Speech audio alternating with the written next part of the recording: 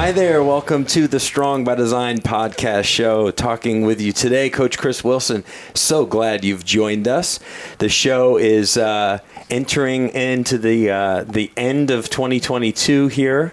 We're very festive on the show today, which is great. I have a little Dr. Elf in the house. I had no idea you had a hat with you, so I said, well, that's perfect. Bring that in and put that on, and you have the very fancy necklace. Our guest today is a return guest here on the podcast. It's so great to have her back, and we have obviously a very interesting topic that you no doubt already know what that is because you clicked on it because you saw the title and you're like, I need to hear this. And so this is going to be really, really good. Excited for this. Possibly a two-part episode based on how long-winded we get. So I'm just putting that out there to begin. I want to say thank you so much to all of our listeners on this podcast. This is, again, as I say repeatedly, just something that we so enjoy doing. We take turns here hosting. Mike will host episodes. Jared will host episodes. In the past, we've had Brian and Tanya doing episodes here, so it's a team effort to make this podcast. But it all is based on our strengths and personalities that we have here and try to match that with the guests that we have. And it's just been such a fun ride for the last 5 years. And the show's continued to grow. This year has been a huge growth year for us. Our show has grown by over 50% over last year. So 2022 has been nothing short of fantastic for the podcast. And so 2023 coming around the corner is exciting as well, with lots of great conversations coming. So thank you so much for being a listener and supporter of the podcast. If you would, towards the end of the podcast, or even right now, if you want to hit us with a 5-star or leave us a review of any kind based on a prior podcast that you heard, or just the show as a whole, what it means to you, what you like about the show, what you'd like to hear more of on the show. We would like to know. So please give us some feedback. And I'll ask one other thing of you. If you would share this podcast with a friend or a family member, certainly this topic, highly controversial, really something that's totally taken on a whole new, persona, if you will, in the last decade with the way this country, right, has changed in how we view this particular thing. So share this with somebody who would benefit from it or who would probably be interested in it, because we want this episode to reach more people. So thank you. So our guest today, the one and only, the amazing Dr. Annette Bosworth, thank you for coming back to the podcast. Absolutely. Chris, I'm just thankful to be in your community and then having the relationship of just a colleague and a friend who's in the space of using your gifts and then spreading them through the 22 social media worlds where people pay attention. I think it's a huge pivot from where even my career was 4 years ago, and then knowing that the reason we stay in this space is how attractive it is that education, like what we'll talk about today, but also several of the other topics that you guys have shared across the podcast, it's the threads that do improve our communities. And I just appreciate the invitation, and I feel honored to be part of this. Thank you. That means a lot. Thank you very much. Yeah, because I think conversations, it's kind of like the centerpiece of like what makes humans human, right? Is like connecting and listening and learning and storytelling. And that's all we're doing here on the podcast. And that's why podcasts have become so huge in the last 10 years, is because people love to take part in a conversation or listen in on other people's conversations, right? Right. That tribal attraction to sit around a campfire and either listen to a story, even though you've heard it dozens of times before, that is absent in our world today. And podcasts do fill that void in a way that is enriching, and the privilege to listen to experts and people whose histories should change other people's lives, but often stay buried. I know it. Yeah, it's an outlet for us. And these are conversations, too, that I maybe wouldn't typically have. But this gives us the platform and the reason to have the conversations. Like, ooh, I know what I can do with this person. they're intriguing. They have something to say. They present on stage or whatever, but this would make for a great conversation and to share with thousands of people on the other end. So and it's heard all over the world. This podcast, and we're not Joe Rogan, right? We're not reaching millions and millions of people, although our platforms collectively do reach millions of people on a regular basis, which is pretty neat. But our show is growing, and we're heard in 80 countries. Oh, my word. When I look at our statistics, it's great. Now, most of these downloads are coming inside of those probably first 10 to 20 countries, from obviously North American countries to UK, Australia, mostly the English-speaking countries. But then, I'll see like 300 downloads in like the Philippines or 200 downloads in like a Caribbean island, and it's just really interesting, or an African country, and I'm like, how cool is this? We're reaching people in these little pockets of the world that we'll never meet, and we're having an impact, and they're coming back for more conversations down the line. So that's so cool. So the topic at hand today is marijuana and your brain. And this is something that, listen, I grew up, I was very much a kid who respected, I know it sounds weird, I respected drugs or drug impact. And so I was very afraid. I don't know why I was so afraid, because I wasn't really exposed much to it. I was around my parents, who did both smoke cigarettes, because everybody smoked cigarettes in the 60s, 70s, and early 80s. So I was around that. I was around drinking. My dad was an alcoholic. So I was definitely not, I don't know. I wasn't somebody that was like not, around some of this like abusive type behavior or addictive type behavior. But I always knew that like certain illegal things were just off limits. So I never really wanted to be around it or associate with it. And I got through all of high school and most of college without even one inhale of it, of like a joint. And I remember the first time I did it in college, I was like, I felt weird, I felt guilty, and I also felt like it didn't really have any effect on me. What year was that? I don't know. Probably would have been like 1998, 1999. That's the weak stuff. Yeah, that was probably the weak stuff. It had like no effect on me. And, but it wasn't anything that I was really drawn to. I never really liked I didn't really like indulging in things, recreational things that altered my state too much, where I felt out of control of myself. And so, as I've gotten older, like I drink a little bit, but very little. It's more occasional, beers here and there, or a glass of wine with my wife or something. It's not much.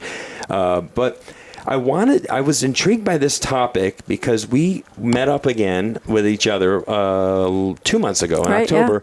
And it was great to see you again. I was hoping I would see you there, and we did. We got to talk briefly, and I was like, I got to have you back.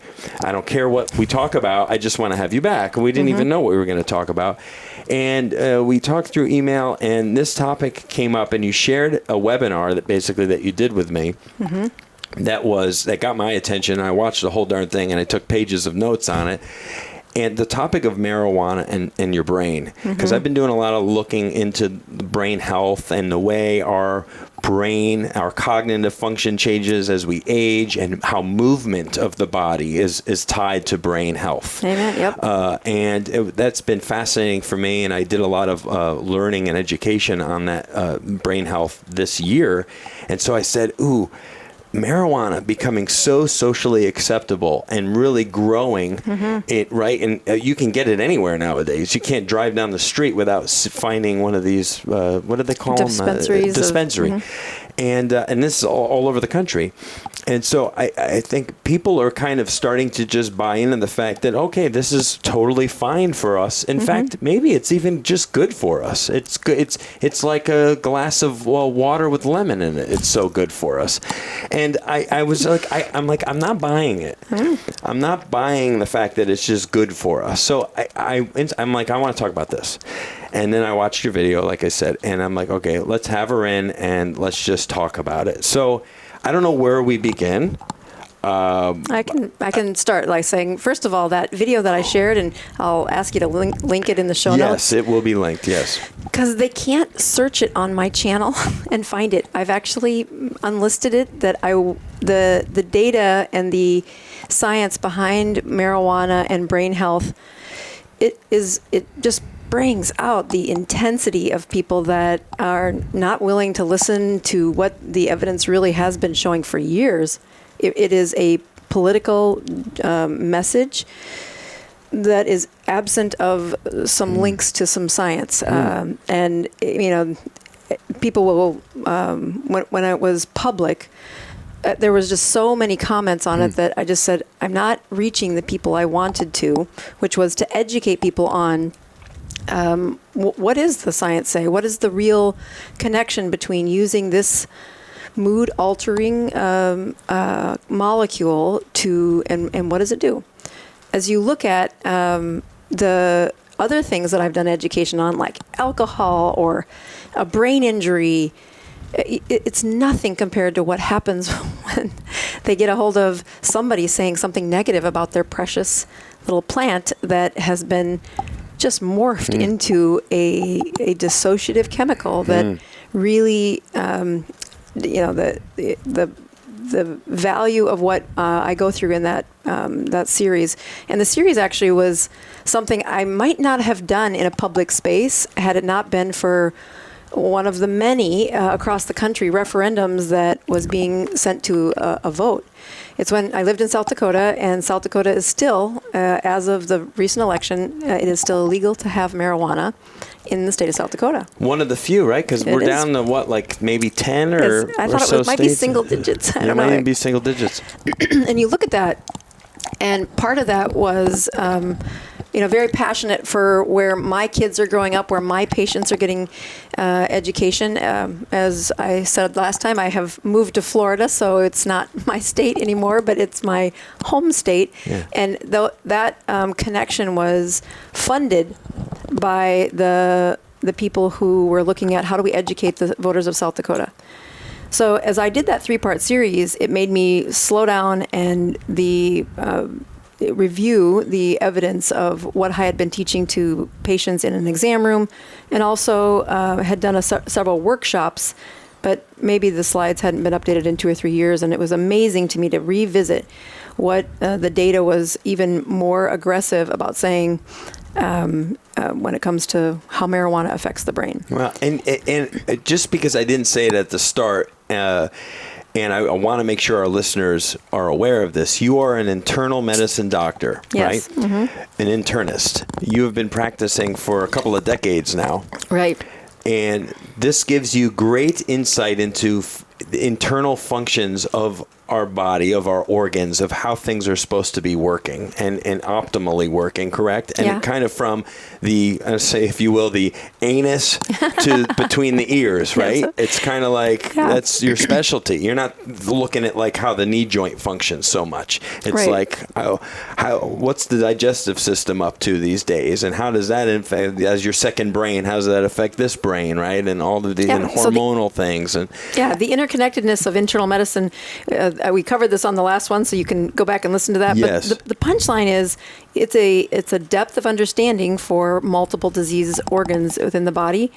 And marijuana is a great example of how just compartmentalizing one organ would leave you missing the bigger punchline of what this molecule really does to the development of a proper human, and then the healing that people really want it to do, but the evidence is not there. Wow. Mm-hmm. Yeah. So that, and then this is where you get a lot of that vitriol and hate from, and what led you to, as you said, unlisting basically a video it's still there, but it's hard for people to locate. Right. If they did a search, they would probably never see it. It would be more of a shared, and they'd have to be shared with them type thing. And I get that. I mean, there's videos, people feel very strongly about something, even though they might not really know all they need to know. know about it, and they become closed-minded a little bit. And it's like, in the land of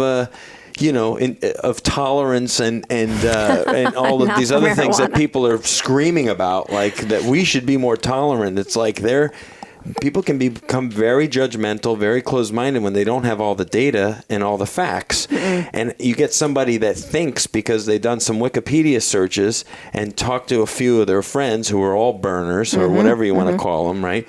That they know more about the impact of marijuana on your body or your brain better than someone who's been practicing medicine for 20 years. Right.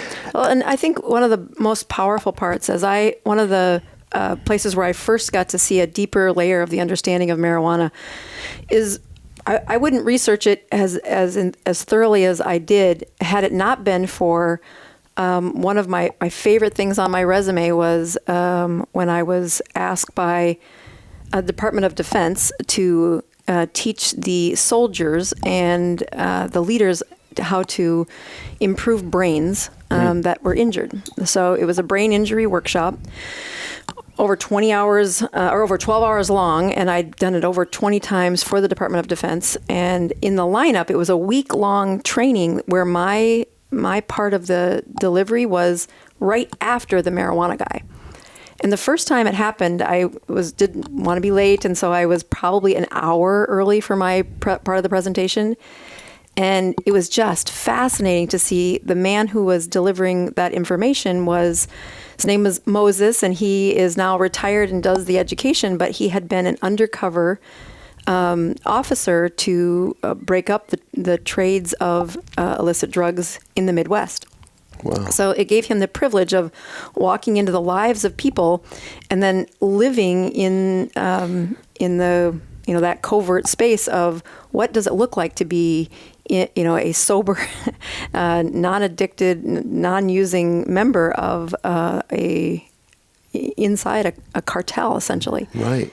But what he had access to is the data that sometimes doesn't make it to the public world for certain years on how much that marijuana effect was happening and what are the data that I would have never kind of got into the depths of it as much had it not been for this guy's presentation. Wow. And the place where he uses, not only were his stories very engaging to hear how dangerous that was, but it was also the information that comes out of Colorado being one of the first in the country to legalize this and make it a open space for how marijuana is used in their communities.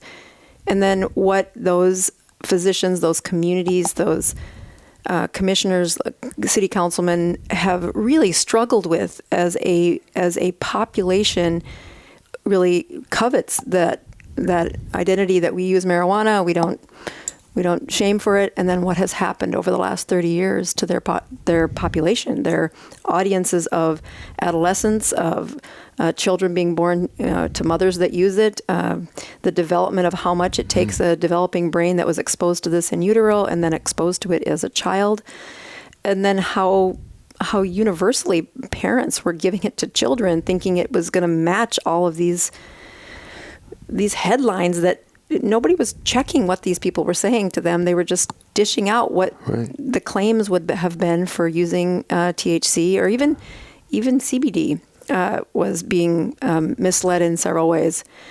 So I just want to say that the source for where this information came from is definitely, I gave that lecture a dozen more times after I came upon that this guy was right before me, and I never missed one again, just to listen what his updates were a couple times a year, to go have him review the data, have him look at what the reports that the government does require the municipalities to report in their areas for high marijuana users, and what that was doing to their cities, their kids, their traffic accidents, and their dementia rates. I mean, when you look at brain health, they've got the data.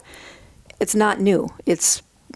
He was still 3 years in the rear, and that was in 2019, the last time I was able to share space with him before the pandemic. And it still blows my mind that it's that prominent, and the information is it is not a subtle part of the information of what it does to human brains, it is a striking difference. And the data's out there to prove it. I mean, and this is just speculation or just kind of a side topic, but is it because it's such big business that it's become so prevalent and so accepted?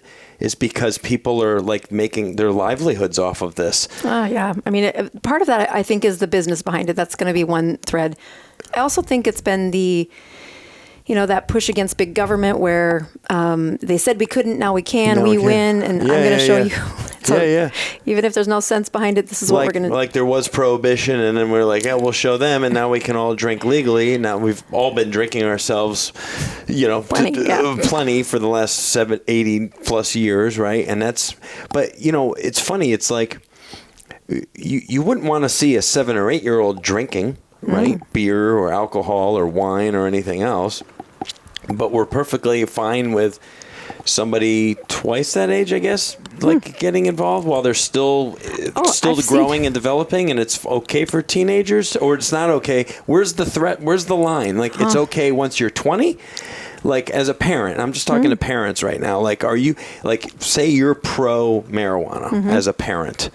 Is that good for your kid? Are you pro for your kid to do it? Or do you feel like your kid, they can make their own mind up once they're 18 or it doesn't matter anymore? Or because you were pro, they're probably going to be pro, which means they're probably going to be pro pretty early, and they're going to be experimenting whether you like it or not when you're not around at 10, 11, 12 years old, when kids are trying things out. Absolutely. And, I mean, I just think, like, do people think of, like, the consequences of their, like, desire to see things that once were illegal become legal, and then whether it's good or bad or indifferent, but because I like it, I'm going to be on board with that. I don't know. There's a whole like conversation there that we could go down with all of that stuff. But I really did want to stick to like, what does this do to us? Because so many people don't really have any idea. They just know they like how they feel when they do it. Right. Right? It's calming. I feel like if I'm in pain, so I do it because I'm in pain, and it makes my pain go away, or it makes me forget about my problems, or it relaxes me before I go to bed, or, I just feel like I'm not hurting anybody, so I'm just going to do it for myself, and it doesn't have any negative effects on me. Right. Well, I would definitely like to. That's what a lot of people think, I believe. It is true, and it just reminds me of the comments that came to this video. So that dissociation is what you were describing there, and that dissociation is what happens when a mood-altering chemical binds in our brain, especially in some of those primitive parts of the brain, the deepest parts of our brain. And let's start with kids. Yes. When you're looking at kids, as I'm talking to parents, and again, my clinic has been, hitting peak brain performance in life, and as much as that will bring me folks with Parkinson's or with sleep problems, there's quite a gamut of folks who've had addiction. And so when you look at teenagers that are stuck in a rut with addiction, that entrance drug is very commonly marijuana today. It is the number one. Alcohol still ranks nationally as the number one entrance drug, but in my practice, cigarettes are probably right there too, right? I mean, nicotine is a drug, right? It's just, different avenue of avenue, but that's a gateway to smoking marijuana, isn't it? Right. So all of those are when you look at a child's development of their brain. And I think we talked a little bit about this last time, that the most important part that you should be thinking about is that they're copying what they see. So let's take cigarettes for just a second, because it's a little easier and not as inflammatory as marijuana is. But when mom says, I never smoke in front of the kids. And I said, okay, I get that. But what happens when you're stressed out? And she goes, I go to the garage, I smoke the cigarette, or I get in the car and I drive around the block and I smoke the cigarette and I come back and then I'm there. And I said, so tell me what the point of view was from the child. And it's almost like many times the first time they've thought of that. I'm like, well, I wasn't smoking in front of them. I'm like, yes, but you were absent in the present time when they were looking for what's the example to deal with this stress. So the power you have as a parent is, they will copy you.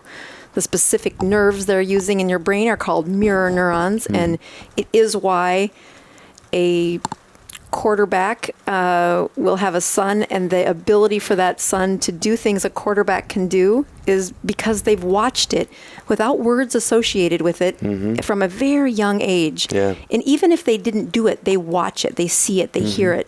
That mirror neuron is how you learn as a child. Yes. There are other ways you learn, but as an adult, if you didn't learn something as a child, you now need to find a way to see something that really you only had the privilege of seeing in those developmental years between a parent and a child. And look how many professional athletes, any sport, who have children. I guarantee you the percentage of professionals who have children who become professional, right? Yeah, absolutely. Same is thing. way better odds. Yeah, absolutely. Than the average person. And that's what's happening in their brain is those little, you can't script this. So in the moment where the mother says, I disappear to have the cigarette, the coping skills that were required that the child would have learned, whether that's crying, throwing something, whether they're good coping skills or not, isn't what I want to point out. I want to say that they didn't see any. They saw you disappear. And the absence, that vacuum, is where it gets filled in with things that of today's world. So parents, pay attention, having these conversations super young, having those vulnerable moments of the things you do well and the things you don't want them to copy. And then, for heaven's sakes, keep working on you. That's the most powerful impact you can have on your child. But let's get back to the development of that brain. Because that human brain as a child, the word I like parents or to remember, patients too, is your hippocampus. Again, this really primitive part of your brain. And it looks like a seahorse. Yes. Hippocampus means seahorse, and it is the Latin word that, by golly, those first folks that dissected that out of the brain were pretty close. It looks kind of like a sea monster. So yep, it does. When I watch how that I was that mom that went to middle school and talked to the middle schoolers about brain development, and I had this great teacher who invited me back year after year, even when my kids weren't part of her class, to talk about brain development and how important that hippocampus is. And I taught them that word. They would find me in the grocery store years later saying, "You taught me about the hippocampus," and instantly I knew I met them in middle school. Yep. But that is because that middle school brain is one of the places where it's growing the fastest. And I would tease them saying, "Who in this room," and it was usually an assembly of like 400 kids, wants to be the most successful, wants to have the best success. And you'd see all these kids raise their hand. And I'm like, do you know that I could measure something in your brain that would actually predict who's going to be the most successful? And then I would back up a little and say, no, we're going to say that success is the ability to learn something quickly, to retain it, to maintain friendship relationships over time, and then to acquire success, like monetary. I tried to stay away from the word money, but to acquire the assets of success. And so without using the word money, it was really looking at that peak performance of brain is related to the length and volume that we can measure in your hippocampus. And then I would, be up there in my white coat and say, whose hippocampus do you think is better, yours or mine?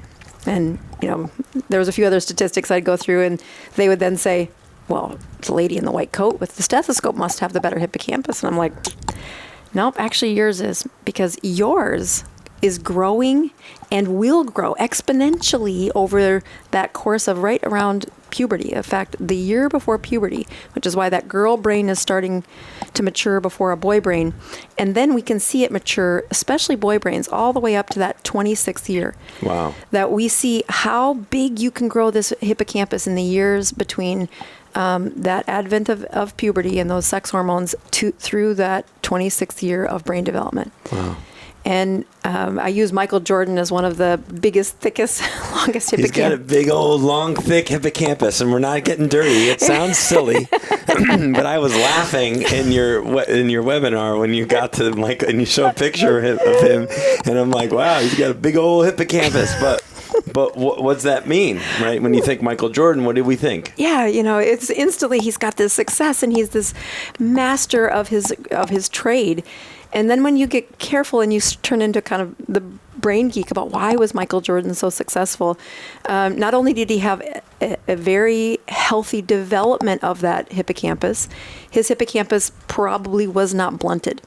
And so you say, well, what would blunt the hippocampus? I'm like, head injury. Anytime you swell the brain, you're going to stop the growth of your hippocampus. So as that hippocampus is, again, when we look at a functional MRI of a developing brain, we can see which cells are actually dividing, how intensely they're dividing, and then we can map it out saying how long and how thick and how large will that part of the brain grow to be. Wow. The more head injuries they have, the less likely it's going to be to fully develop.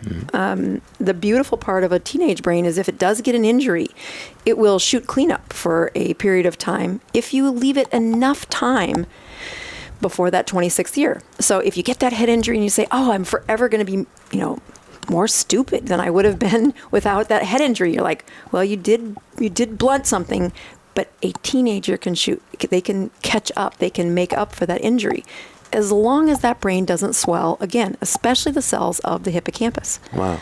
So when you look at my brain, well, I turned 51 2 days ago, and my happy birthday. Thank you. You did it. And that my hippocampus is as long and as thick as it will get. Yeah, done. It's done growing, especially the length of it. I will not ever be able to add a length to it. We have learned that if there's a slight injury to the hippocampus, it can restore some of the volume, but it is slow. It is very difficult to get it to do that. And it requires, that's what my job is to, how do I get inside that part of that brain and give it the best chemistry set to get their brain back to what it would have been before an injury. So as you look at these teenagers with head injuries, so Michael Jordan did not have any head injuries. Yeah. Other things he had that were really good for his brain development is he had stable sleep. That brain development is much better when they've got a bedtime that's set and a wake-up time that's set. Did you happen, just because he's an intriguing person, right? He's one of the more famous people in our country, right? Like recognized all over the world for his greatness, his business sense and savviness after playing basketball at the highest level, 6-time, champion, everything else, and that 10-part series that came out, the Last Dance. I don't know if you've ever seen that, but for anyone listening, if you want to know more about him or you're intrigued by him in any way and want to see, get inside his head, watch that series, The Last Dance, because it gives you insight into the way he was a clean living type guy. He would purposely see people doing things like young 20-year-old guys in the NBA who he was at one point, right? A rookie or a first-year guy. And I think he was invited into a hotel room or something for a party to drink and girls and all that. And he was like, nope, this isn't going to get me anywhere. And he was known for not participating in that stuff and getting, as you said, the sleep, which is absolutely critical to that brain development. Right. I mean, he had some other gifts that I think are really powerful. He had 2 parents that stayed married. Yes. That seems like, well, what does that matter? But that stability in a child, adverse childhood experiences are really known for blunting the fullest growth and development of a human brain. So he didn't have that. He's known for not being a drinker, not being a drugger, no documented head injuries. Basketball still can hurt the head, but that isn't in his history. And then he has had his hippocampus measured. He's had some MRIs and stuff done where we have data to say that volume is impressive. And I don't remember the numbers of it, but it's powerful to see. Wow. Here's what that transferred into. The other part that you look at, you say, well, what's the other grab that you would want people to do this? Is the bragging rights that he has is to add new skill sets in the level of the game that he was playing after the age of 30 is unheard of. Yeah. The ability for him to continually add new skill sets as late in his brain development, we had not seen that before. So again, a very powerful example of what happens when you get the best, most enriched growth of a brain. Wow. And so you say, well, what else could have blunted that development, that growth of a hippocampus? Yeah. And so the first thing that usually comes when I'm teaching clients, or as I was teaching these middle schoolers, was alcohol. And so, you bring in alcohol. Alcohol gets swallowed. It crosses that blood-brain barrier.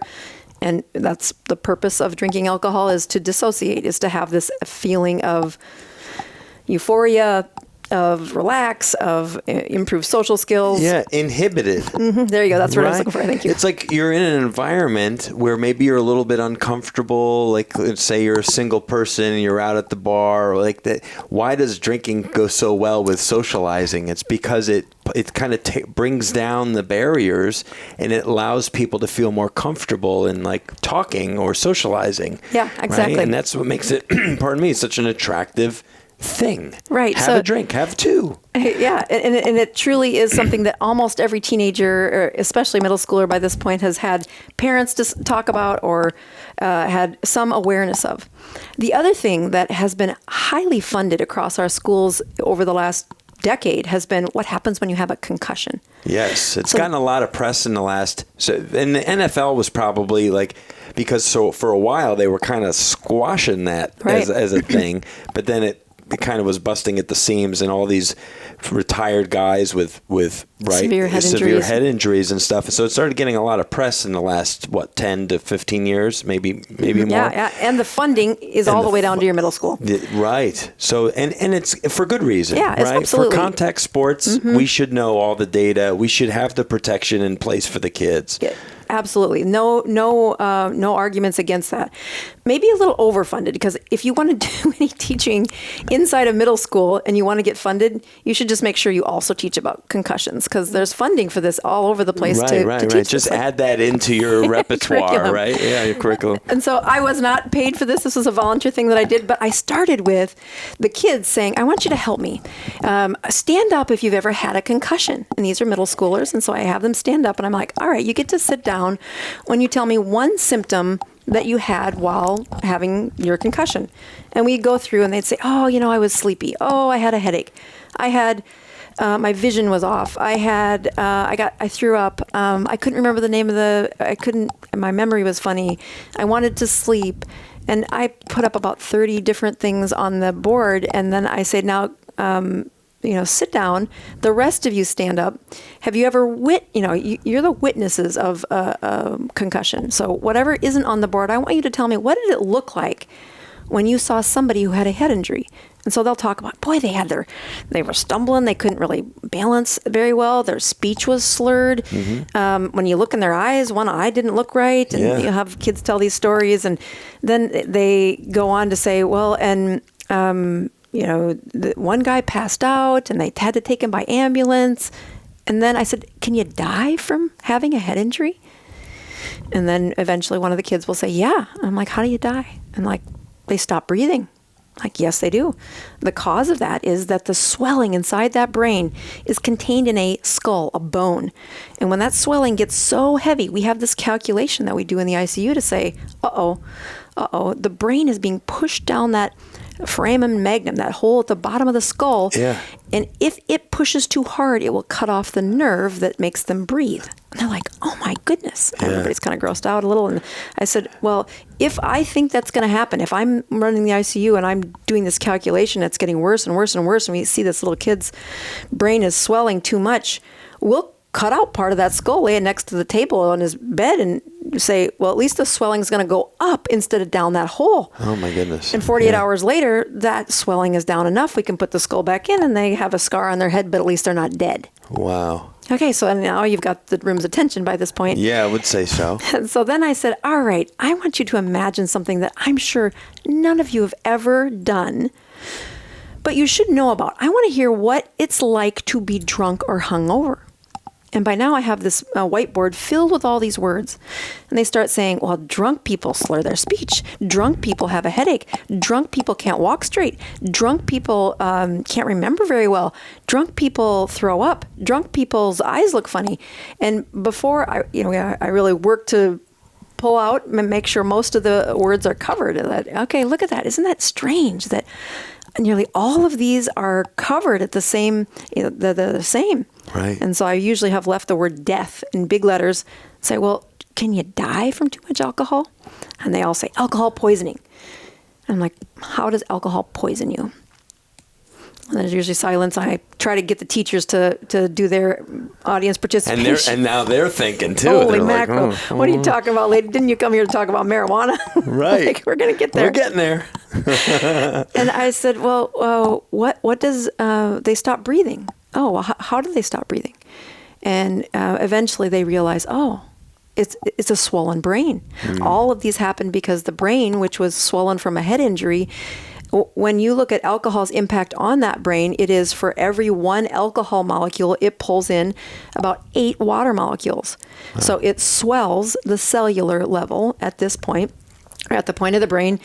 And that swelling is highly connected to the rate at which, first of all, everybody that drinks that feels alcohol feels it because alcohol is alcohol swelled their brain. That dissociation was all of these symptoms that are up there because they did some swelling of the brain.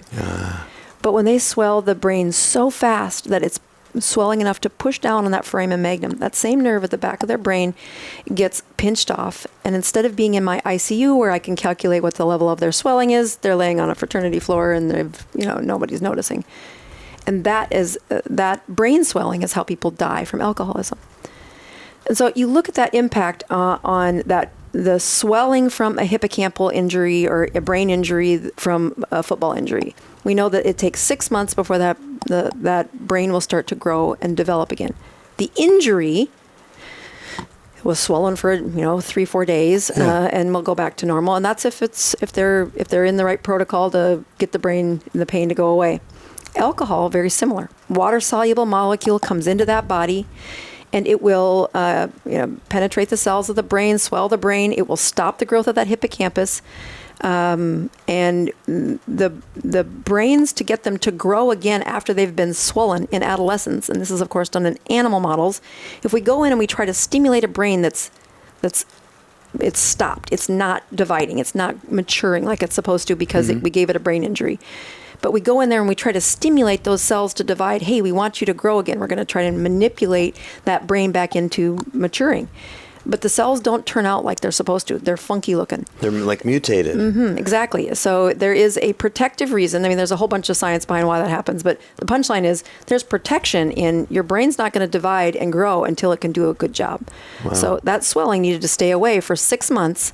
If you want it to continue growing your hippocampus, if you want to be the Michael Jordan. It's like a waiting period. Your brain's like, no, it's not good. We're not ready yet. Right. Let's we're going to hold off. We're not going to do that deal yet until everything's lined up. So when you see people who start drinking at 15 years old, but they they drink every weekend and watch to see what their brains do over that growth of time, we know that they need to not drink for months on end in order to not re-swell the brain, not re-injure the brain, which is what alcohol does. Wow. And so you say, well... Now I feel guilty honestly for all those dumb, drunken moments that I've had because I was a dumb boy. And you have 3 boys. Yes, I get it. And I mean, they've made some blunders, right? And we all did. And luckily, by my mid-20s, I had done enough dumb stuff that but I really wish I could go back, with my mentality now and relive those last 5-6 years in my early 20s to maximize my hippocampal growth. Growth, darn it. Yeah. I can't go back. And I think what's interesting is when you look at the approach that parents have to drinking, and you'll still find some that, it's a rite of passage. My son should be able to do that. My daughter, I did this. let him do it.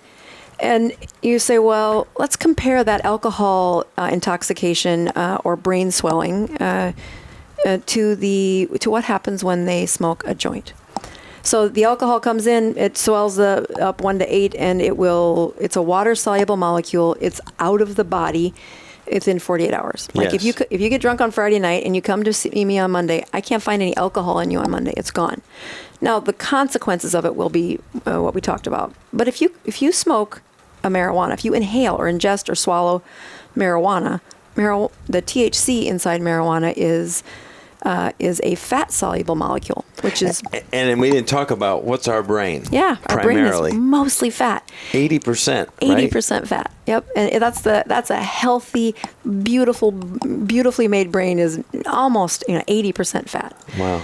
So when you look at things that can cross the blood-brain barrier, lots of fat molecules cannot, but THC, as you know, can. And you're like, well, how would I know that? Because you get a dissociation whenever you take it in. It is consumed for its dissociative effects. Mm-hmm. And when you look at where it binds to those cannabinoid receptors in the brain, much of which I'll hear my patients that love their cannabis say, we naturally have these endocannabinoid receptors, so we must have been meant to take this. I'm That's like, right. We have receptors that are naturally designed to bind alcohol too, but it doesn't mean we named them based on what molecules bound to them. So right. Your reasoning has a few Let's get away from the semantics of it, right? And just look at this. What else are we learning from these metrics? Yeah. So when you look at where a fat-soluble molecule binds to, well, first of all, it'll bind to the receptors that it's supposed to. That's that endocannabinoid. It does have a relaxing effect. It does decrease pain. And we naturally make an endocannabinoid molecule that stimulates that receptor. That's how we relax on our own. That's how we suppress pain. When we supersede that with an exogenous form of that molecule, it comes into our body and brain. And when you look at all the receptors that are in your brain, it will get bound up, and that's how you get high. But especially in today's world, the amount of THC inside marijuana or the edibles or the waxes or whatever version we're looking at has an abundant amount of these molecules that enter into the brain. And when all the receptors are filled, the extras hang out in like substances. Yeah. Which means it hangs out in fat.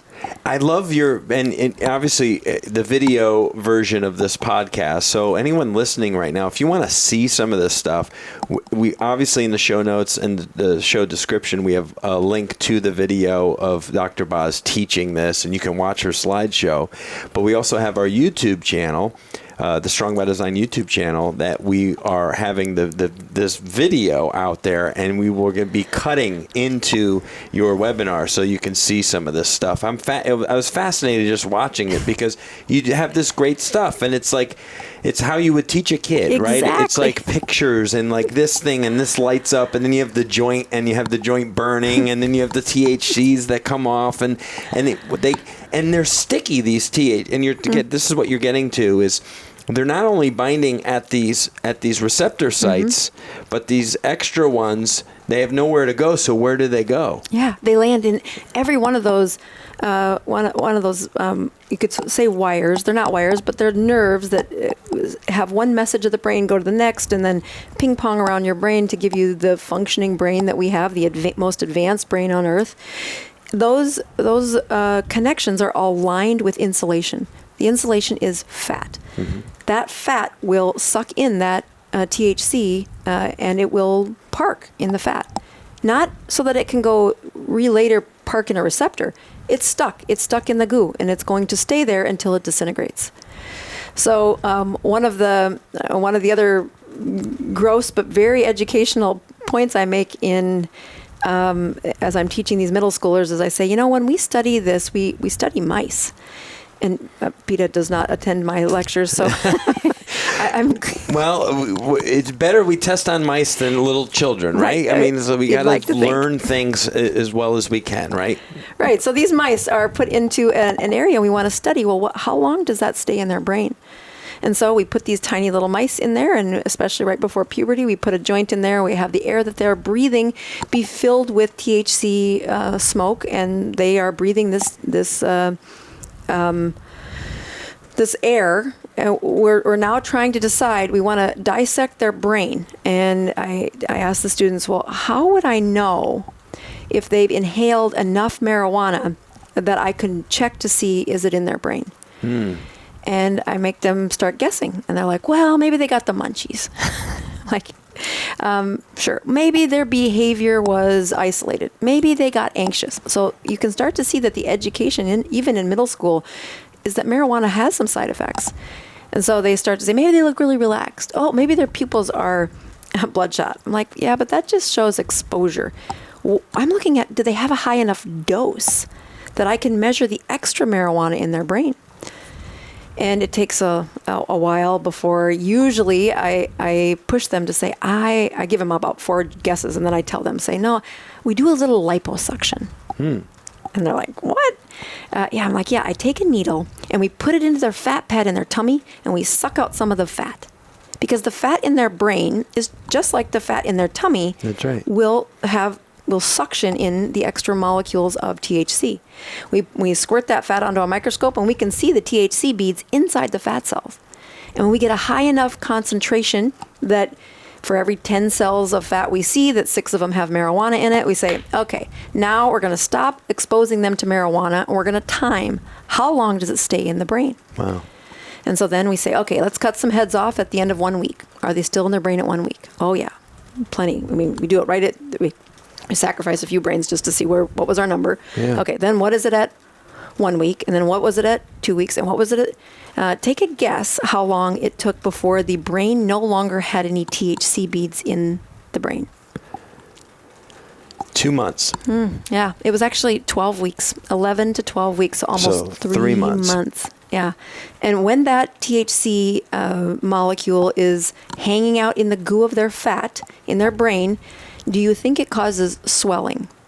Oh, without question. Without question. It's not really supposed to be there, No. right? Don't Right. things swell up when there's something foreign or something that's not supposed to be there? I had a family member who recently had his 3rd knee surgery. Oh. I know, on the same knee. Well, his first one was a botched job, and then he went to get to another good guy who did a good fix on it, but then he ended up with a big deposit that grew like a big calcium deposit. And why did he end up with that? Because there was an irritant or inflamed tissue, right. and there growths and swelling and things happen when it's not the way it's supposed to be. Yeah, that body will fight to get that to go away.